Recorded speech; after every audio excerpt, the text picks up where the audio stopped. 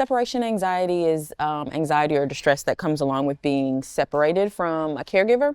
It can be caused by lots of things. Some children are just predisposed to being a little bit more anxious or uneasy with those kinds of things. It can come from a past negative experience with being separated from a caregiver, but really it could happen to any kid. Signs of separation anxiety could include any sort of like crying or emotional distress, clinging to parents or caregivers when separated, even things like trouble sleeping, or just lots of reassurance seeking about how long parents are going to be gone or if they're coming back. I think the most important thing is to provide support, but remember to not be overly accommodating.